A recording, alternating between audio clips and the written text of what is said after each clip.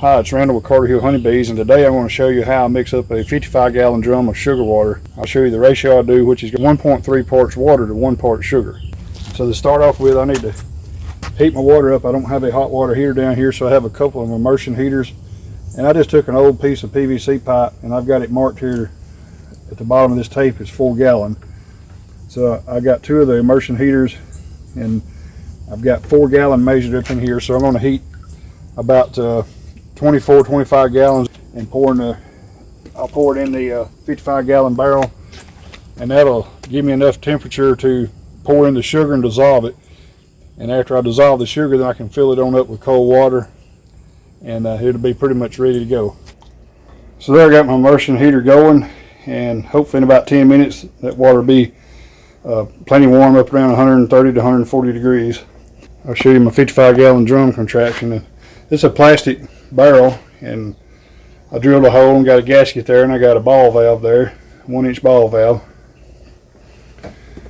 This is probably different than anything you've seen. I have an electric motor there, and I had a buddy, he machined me a couple of these homemade coupler, but it's got a couple of set screws.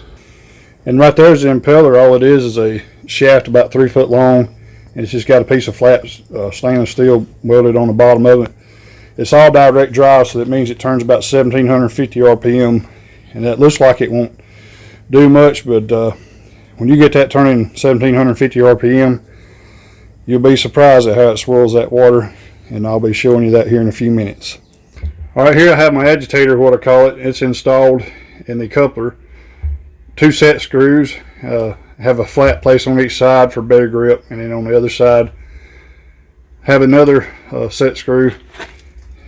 As you can see down in there, the lighting's not too well,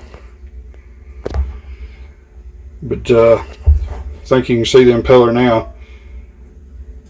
And it's about 3 inches above the floor of the drum.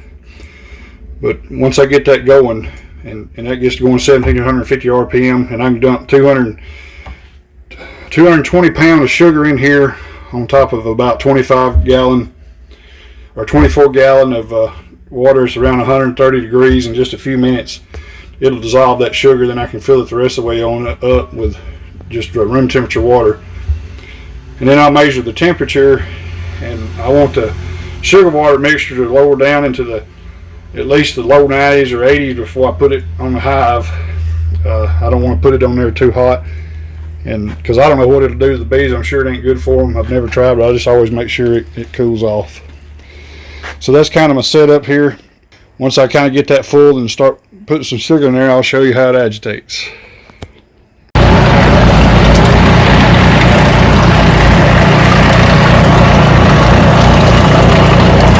Alright, I've got 20 gallons of water heated about 120 degrees and 220 pounds of sugar. Got it all in here. I'll let this mix about 15 minutes. I'll stop it, and then I'll fill it on up. You can kind of see the block perimeter.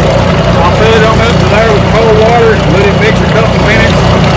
Then I'll let it set at least 8 hours, maybe till tomorrow, and then it's ready to put on the hive.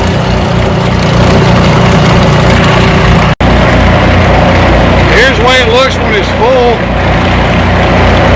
So that's 1.3 to 1 water to sugar ratio. Pretty thin stuff. So I'm going to use this to get my splits going. I'll let this mix here 2 or 3 minutes, cut it off, and 8 hours from now or in the morning it'll be ready to go. And there it is after I've shut it off. It's mixed up. Still a little bit white, and I'll let that sit 8 to 10 hours or till in the morning, and it'll be much more transparent. It's still kind of white, like the sugar's not all dissolved, but if you let it sit overnight, make sure it's cooled off enough, it'll be completely dissolved, no problem. This is a little different than anything I've seen, so probably be kind of expensive if you had to rig this up. I just happen to have access to that motor, and I got a buddy of mine to rig up that coupler for me and make that shaft. So this was really pretty inexpensive to make. I probably got less than $100 in this whole setup here. So it works pretty good.